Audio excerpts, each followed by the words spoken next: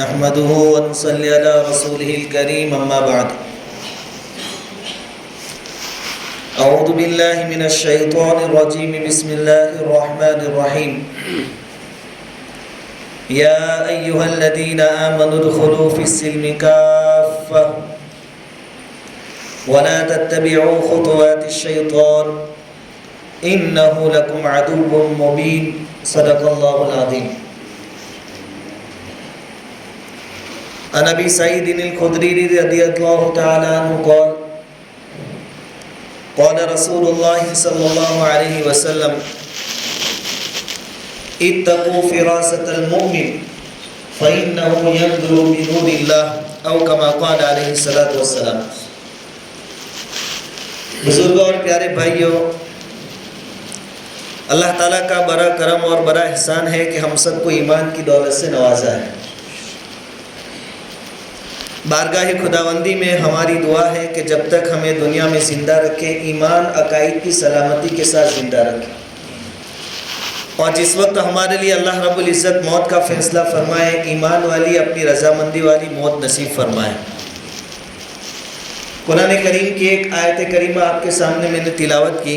اللہ رب العزت اس میں ایک تقاضا ہم سے کر رہے ہیں، یا ایھا الذین آمنوا ادخلوا فی السلم کافۃ. ایمان والوں، اسلام میں پورے داخل ہو جائیں 100%. وَلَا تَتَّبِعُوا خُطُوَاتِ الشَّيْطَانِ، اور شیطان کے نقش قدم پر مت چلو. إِنَّهُ لَكُمْ عَدُوٌّ مُّبِينٌ، وہ تمہارا کھلا ہوا دشمن ہے. اس آیت کریمہ میں اللہ تعالی ہم سے تقاضا کرے کہ 100% دین لائیے، 100% اسلام لائیے.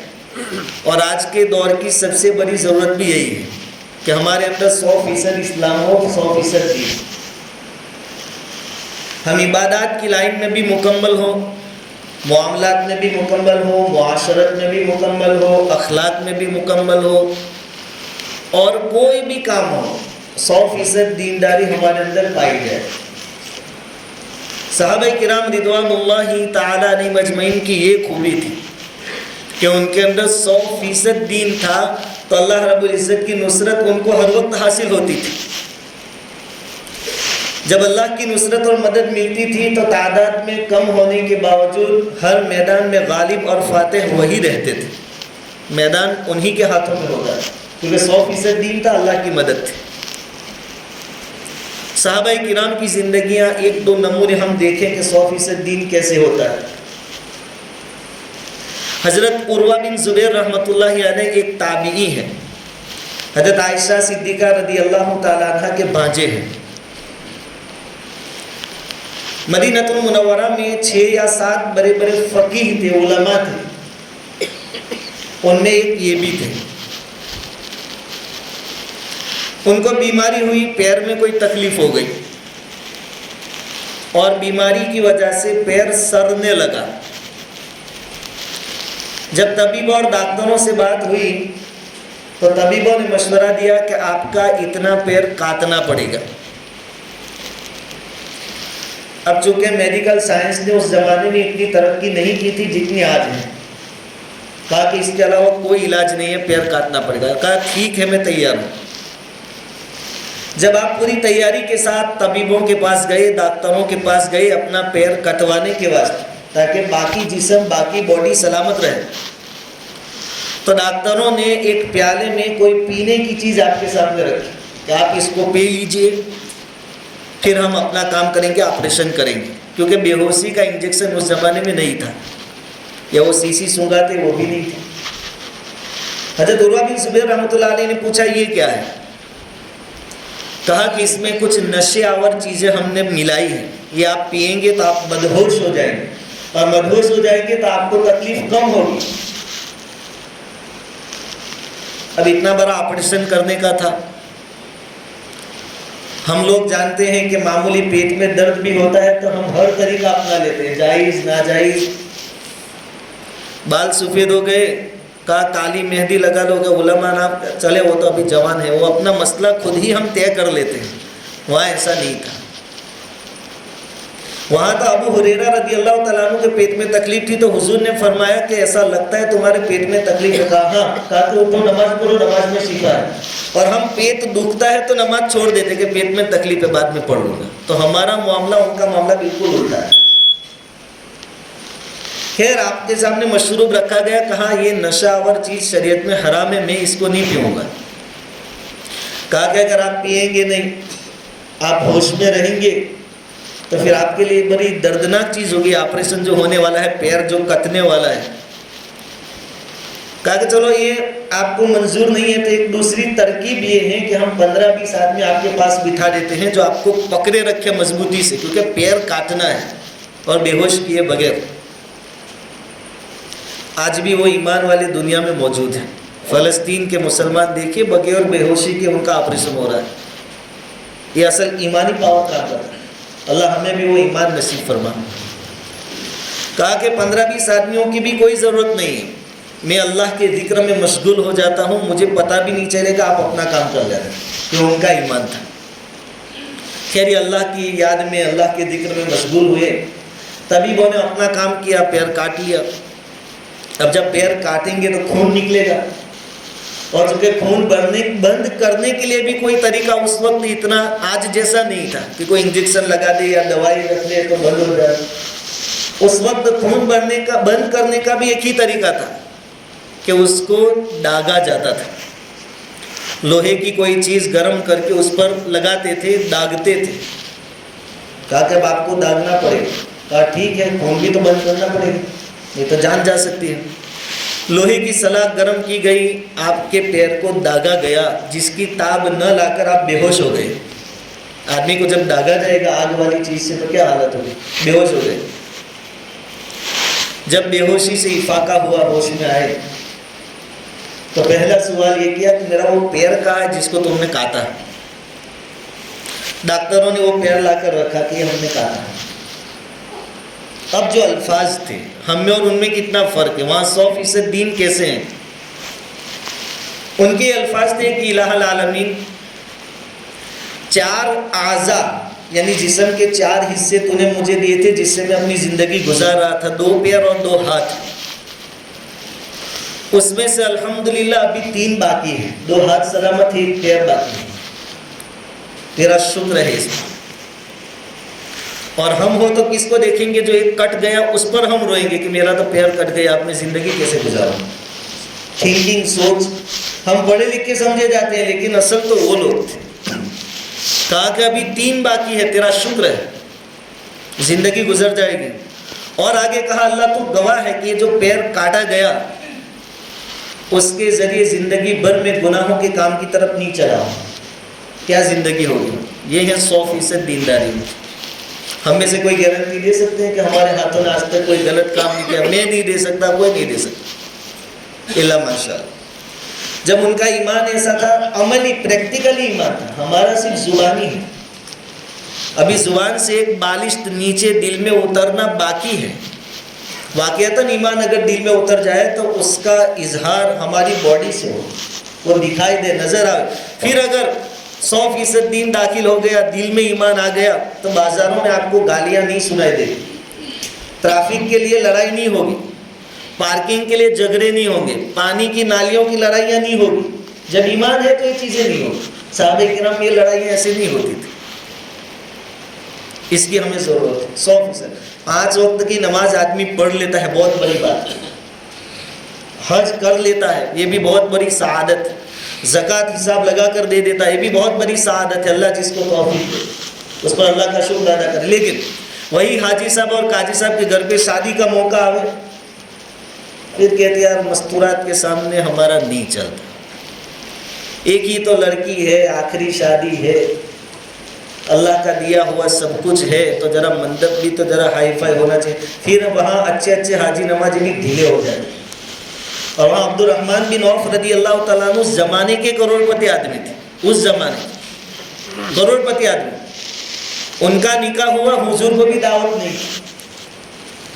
وہ تو آپ حضور صلی اللہ علیہ وسلم نے ان کے کپڑوں پر زردی یعنی پیلا دبا دیکھا۔ کہا عبد الرحمن یہ کہا کہ وہ زردی لگاتے ہوں گے اس زمانے کے حساب سے۔ کہا کہ میرا تو نکاح ہو گیا۔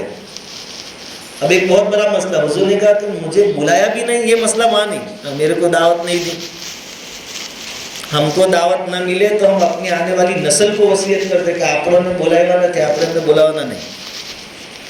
وہاں حضور کو دعوت نہیں، عبد الرحمن بن عوف رضی اللہ تعالیٰ عنہ کی شادی نہیں، کوئی مسئلہ ہے. حضور نے کہا ٹھیک ہے ولیمہ کیا؟ کہا نہیں. کہا کہ ولیمہ کرو، اولم ولو بشات، ایک بکری ذبح کر کے لوگوں کو کھلا دو. اتنی سادگی ان کی زندگیوں میں تھی، اور ہر چیز میں شریعت کے حکم کو سامنے رکھتے تھے کہ اللہ کا حکم کیا ہے، شریعت کا حکم کیا ہے، مجھے کون سے طریقے سے یہ کام کرنا ہے. حضرت معاذ بن جبل رضی اللہ تعالیٰ عنہ نوجوان صحابی تھے، بڑے خوبصورت تھے، اور اپنے زمانے کے مدینہ میں جو نوجوان تھے سب سے بڑا درجہ ان کا تھا، حضرت معاذ بن جبل رضی اللہ تعالیٰ عنہ. ان کے اندر جذبہ کیا تھا کہ کوئی بھی پریشان حال آدمی آوے میں اس کی پریشانی کو دور کروں، یہ جذبہ تھا، سماج سیوا کا کام.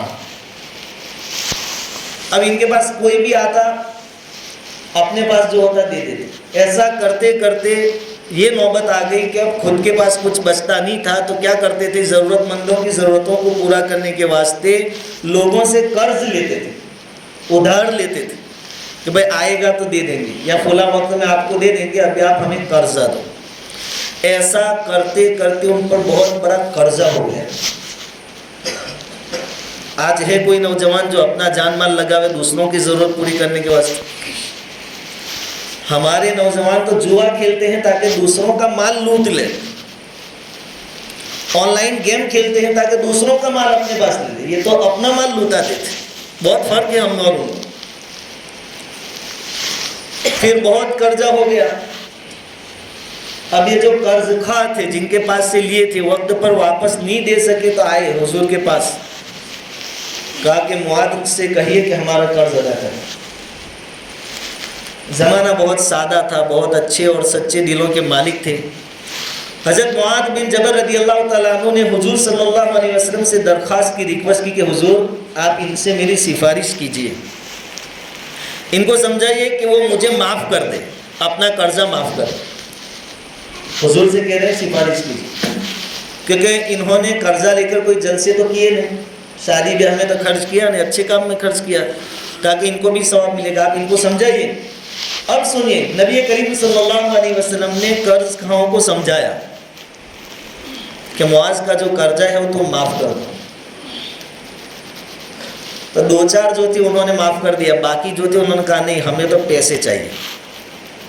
سفارش کون کر رہا ہے؟ حضور صلی اللہ علیہ وسلم کر رہے ہیں. اور سامنے والے بیپاری بھی کون ہیں؟ مسلمان ہیں، قرض دینے والے. وہ کیا کریں کہ نہیں ہمیں تو پیسے چاہیے.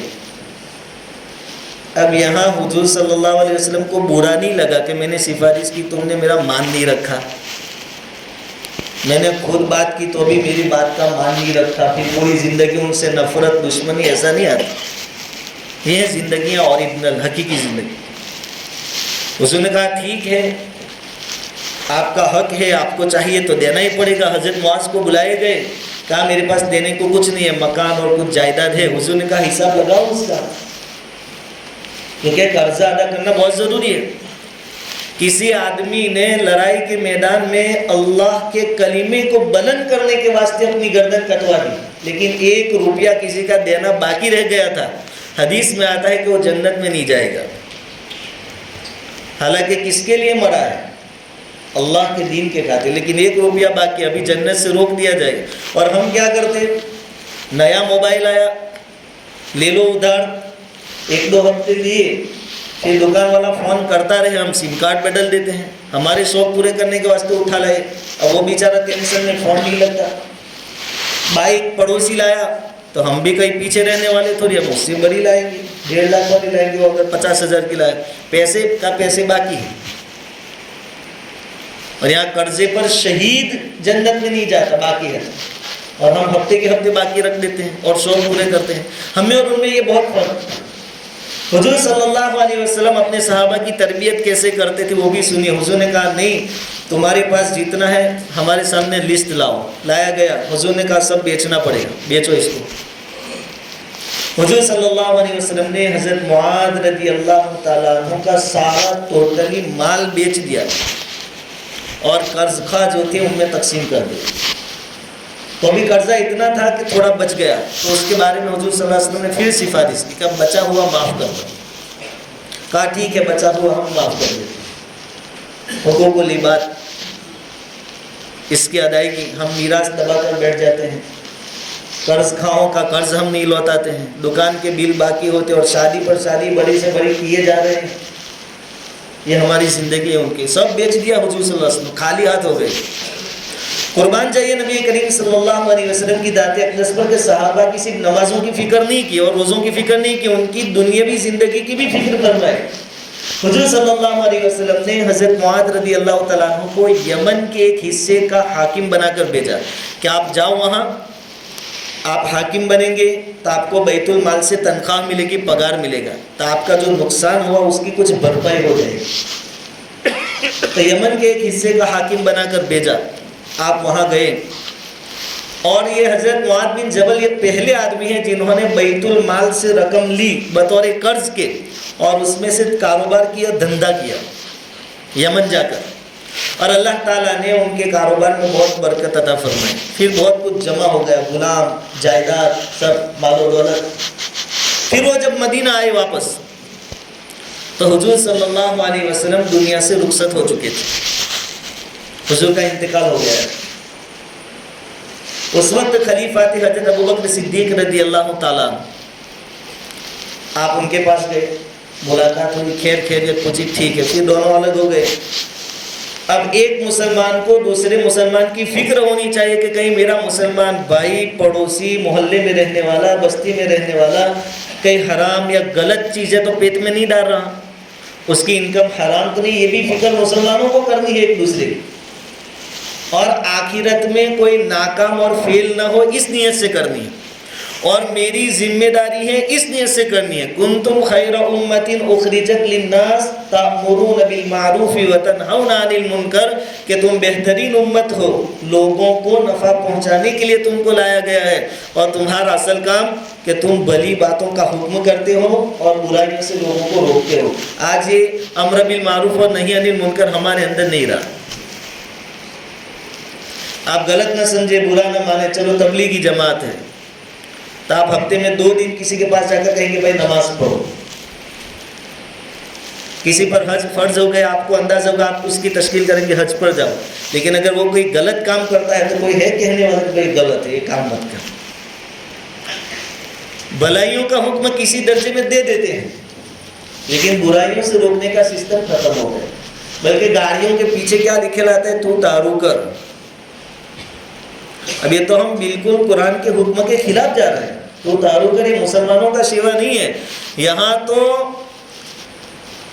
ایک آدمی کو گناہ کرنے کی جگہ نہ ملے ایسا ہمارا معاشرہ اور سوسائٹی ہونی چاہیے, کہ اگر میں نماز نہیں پڑھوں گا تو 70 نمازی یہاں سے جائیں گے, سب بولیں گے نماز پڑھنے چل, نماز پڑھنے چل. ایسا ہونا چاہیے. اگر میں جوا کھیلوں گا تو 100 آدمی مجھے ٹوکیں گے, یہ غلط ہے بھائی, یہ چھوڑ دے, یہ غلط ہے. لیکن یہ سسٹم ہو کیا ہو گیا, ختم ہو گیا. حضرت معاذ بن جبل رضی اللہ تعالیٰ عنہ کے بارے میں حضرت عمر رضی اللہ تعالیٰ عنہ کو پتہ چلا کہ معاذ آئے ہیں اور یمن سے مال کما کر لائے ہیں. حضرت عمر رضی اللہ تعالیٰ عنہ پہنچے خلیفہ کے پاس, صدیق اکبر رضی اللہ تعالیٰ عنہ کے پاس, اور کیا کہا کہ آپ معاذ بن جبل کو بلائیے اور ان کے پاس جو جائیداد ہے اس کا حساب لگائیے, اور ان کی ضرورت کے بقدر ان کے پاس رکھے, باقی سارا لے کر بیت المال میں جمع کر دیجیے. کیوں؟ کیونکہ انہوں نے بیت المال کے پیسے سے کاروبار کیا اور نفع اس میں سے ملا ہے. اب ادھر بھی تو صدیق اکبر رضی اللہ تعالیٰ عنہ انہوں نے جواب دیا کہ میں ایسا نہیں کروں گا. کیوں نہیں کروں گا؟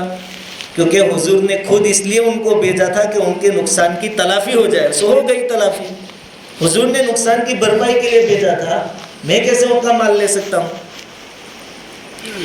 دیکھو دونوں ہماری زبان میں کہ دھرندر ہے دونوں طرف, عمر فاروق ہے, صدیق اکبر ہے, دونوں میں اختلاف ہوا. آج کے دور میں 2 مول صاحب کوئی الگ بات بتا دیں تو کہتے ہیں مول صاحبوں نے نتھی بندے اندر اختلاف ہوتا ہے اختلاف. کوئی مسئلہ شاید تم کو 100 میں سے ایسا ملے گا جس میں 4 اماموں میں اختلاف نہ ہو، امام ابو حنیفہ، امام شافعی۔ اختلاف کو بہانہ بنا کر ہم بیٹھے رہتے کہ مول صاحب عمر کے لیے اور تھی، یا عمر کہتے ہیں کہ لو باقی کا مال، اور صدیق اکبر کہتے ہیں نہیں لوں گا، یہ ہوئی بات، ٹھیک ہے۔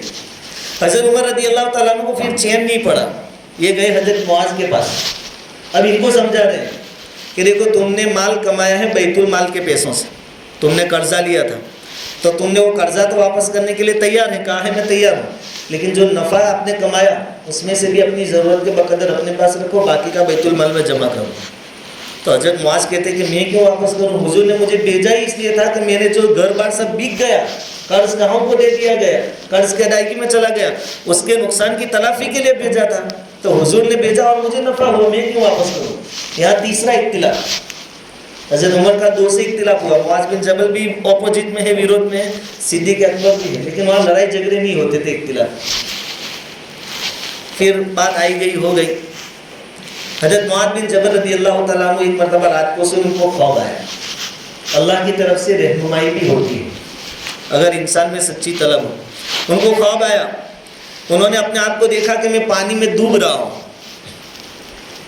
ڈوبنے کے قریب ہوا، اور عمر مجھے کمر سے پکڑ کر باہر نکال رہا ہے، حضرت عمر رضی اللہ عنہ، انہوں نے ایسا خواب دیکھا۔ یہ صبح اٹھے حضرت معاذ بن جبل اور حضرت عمر کے پاس گئے کہ چلو، اور کہا کہ آپ کی بات برابر تھی، میں تھوڑا اپنے پاس رکھ کر باقی سب کچھ دینے کے لیے تیار ہوں۔ کہا کیا بات ہوئی؟ کہا کہ رات کو اللہ کی طرف سے سگنل مل گیا کہ عمر کی بات برابر ہے۔ چنانچہ جتنا یمن سے کما کر لائے تھے اپنی محنت سے، پیسہ بیت المال سے قرض لیا تھا، تو وہ جو قرض لیا تھا وہ بھی، اور جتنا کمایا تھا، حتیٰ کہ حیات الصحابہ میں یہ واقعہ لکھا ہے کہ وہ جو کوڑا ہوتا تھا ان کے پاس، حاکموں کے پاس، گورنروں کے پاس، وہ بھی لا کر رکھ دیا، رسی کا ٹکڑا تھا، کہا یہ بھی رکھ لو۔ ادھر حضرت ابوبکر صدیق رضی اللہ تعالیٰ عنہ تو کہہ رہے ہیں کہ چلو آپ جب لے کر آئے ہیں تو سمجھو کہ آپ نے مجھے دے دیا، میں نے قبضہ کر لیا، جب میں نے یہ پورا تم کو ہدیہ دے دیا۔ امیر تھے، امیر کو اختیار تھا ہدیہ دینے کا، واپس دے دو۔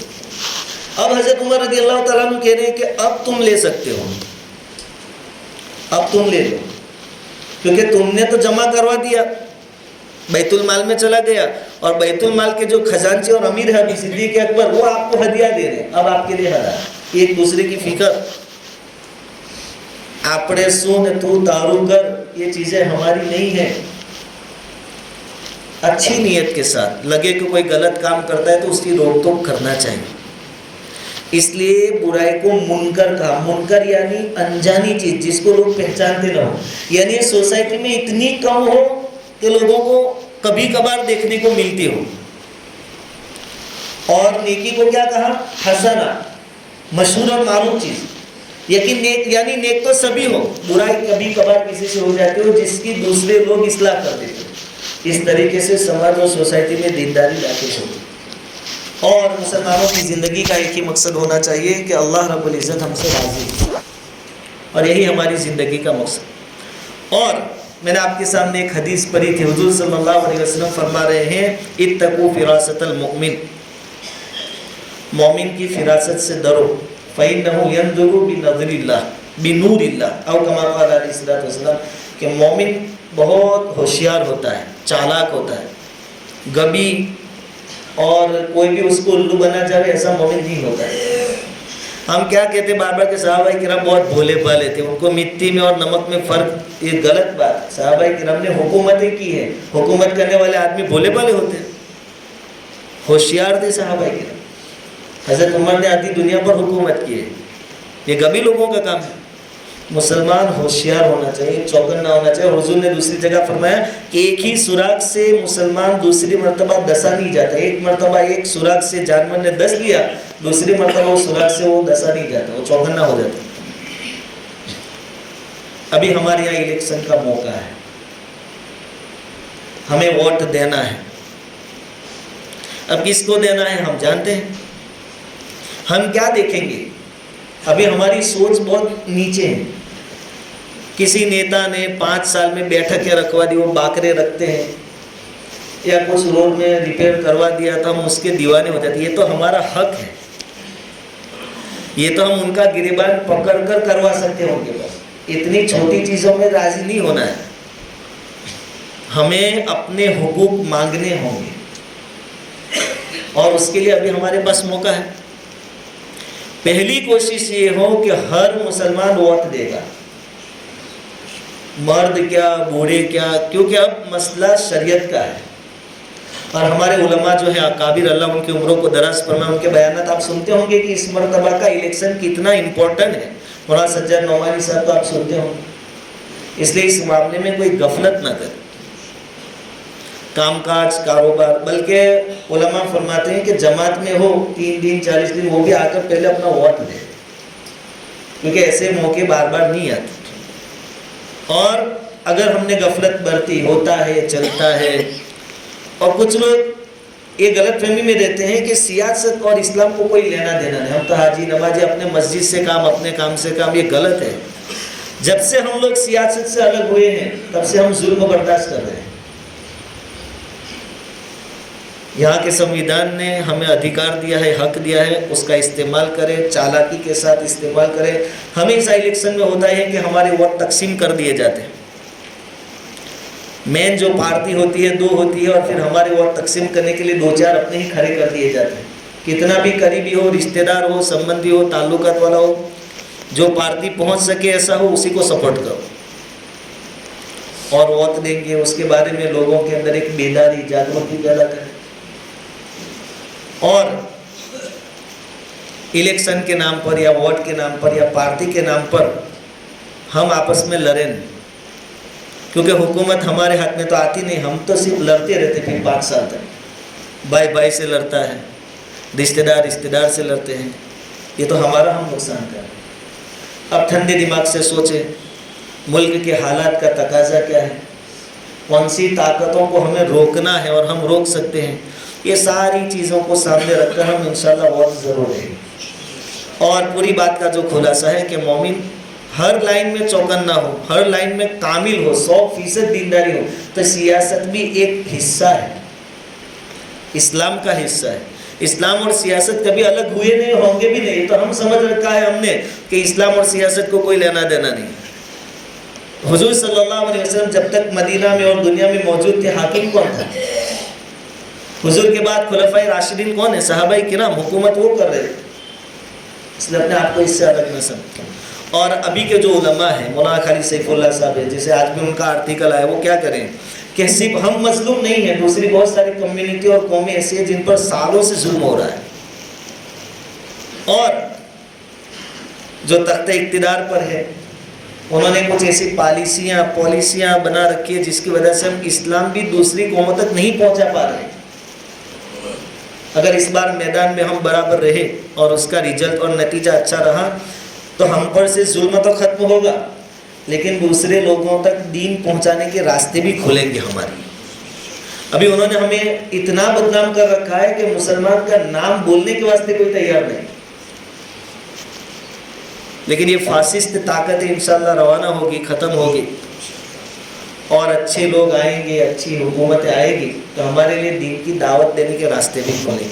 تو اس بار کا الیکشن بہت قیمتی ہے، اس میں غفلت سے کام نہ دیں، اور زندگی کے ہر شعبے میں ہوشیار بنیں، چوکنا رہیں، اور چند کوری میں، فوٹی کوریوں میں بکنے والے نہ بنیں، 500 روپے میں، 2000 روپے میں بکنے والے۔ ووٹ کو امانت قرار دیا ہے، اور امانت بیچی نہیں جاتی، گواہی قرار دیا ہے، اور گواہی کے پیسے نہیں ہوتے۔ اللہ تعالیٰ کہیں سنی باتوں پر کہنے سننے سے زیادہ عمل کی توفیق عطا فرمائے۔